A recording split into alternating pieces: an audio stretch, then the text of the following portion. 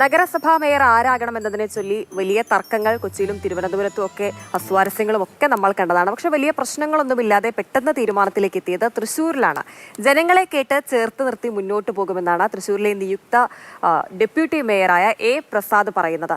Party എല്ലാ മാനദണ്ഡങ്ങളും പരിശോധിച്ചാണ് mayor, deputy mayor സ്ഥാനാർത്ഥികളെ എല്ലാം പ്രഖ്യാപിച്ചത്. തർക്കങ്ങളില്ലാതെ എല്ലാവരെയും ഒരുമിപ്പിച്ച് മുന്നോട്ട് കൊണ്ടുപോകുമെന്നും പ്രസാദ് പറഞ്ഞു.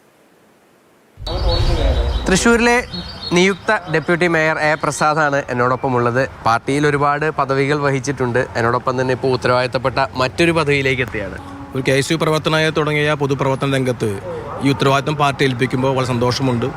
കോൺഗ്രസിൻ്റെയും DCCയുടെയും KPCയുടെയൊക്കെ തന്നെ ഭാരവാഹിയായിരുന്നു. രണ്ടാം വട്ടവും സിവിൽ സ്റ്റേഷൻ ഡിവിഷനിൽ മത്സരിക്കാൻ പാർട്ടി പറഞ്ഞു. സിവിൽ സ്റ്റേഷൻ ജനങ്ങൾ ഹൃദയത്തോട് ചേർത്ത് പിടിച്ച് തന്നെ സ്വീകരിച്ചു, വലിയ ഭൂരിപക്ഷം നൽകി. ആ ഡിവിഷനിൽ ജനങ്ങൾ നൽകിയ വലിയ സ്വീകാര്യതയും സ്നേഹവും തന്നെയാണ് ഇന്ന് ഇത്തരമൊരു സ്ഥാനം ലഭിക്കുന്നതിന് ഇടയാക്കിയത്. അവരുടെ അളവറ്റ നന്ദിയുണ്ട്. പാർട്ടിയിൽ വെച്ച് ഉത്തരവാദിത്തം സന്തോഷവാനാണ്. ഉത്തരവാദിത്തം പരിപൂർണമായി തന്നെ നീതിയുക്തമായി തന്നെ അത് മുന്നോട്ട് കൊണ്ടുപോകും. അപ്പോൾ എന്തൊക്കെയാണ് ഒരു ഭാവി പദ്ധതികൾ? ജനങ്ങളെ കേൾക്കാതെ ധിക്കാരപരമായ സമീപനവുമായി അഴിമതി നിറഞ്ഞുകൊണ്ട് കമ്മ്യൂണിസ്റ്റ് പാർട്ടിയും LDF മുന്നോട്ട് പോവുകയായിരുന്നു. ആ LDFനെതിരായ കമ്മ്യൂണിസ്റ്റ് പാർട്ടിക്ക് ജനവിധിയാണ് തൃശ്ശൂർ നഗരത്തിലുണ്ടായത്. കോൺഗ്രസിന് ഇത്രയേറെ സ്വീകാര്യത നൽകിയത്. അപ്പോൾ കോൺഗ്രസിന് ലഭിച്ച വലിയ ഭൂരിപക്ഷം, കോൺഗ്രസിൽ അർപ്പിച്ച വിശ്വാസം സ്വാഭാവികമായും UDFും കോൺഗ്രസും കാത്ത് സംരക്ഷിക്കും.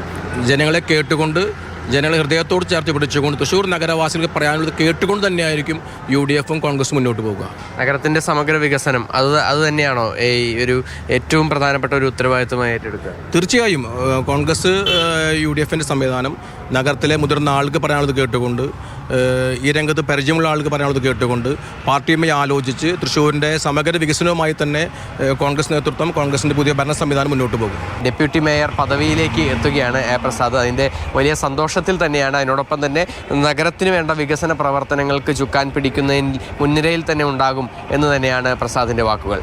സുജി പട്ടാമിക്കൊപ്പം MS ലിഷോയ്, മാതൃഭൂമി ന്യൂസ്, തൃശ്ശൂർ.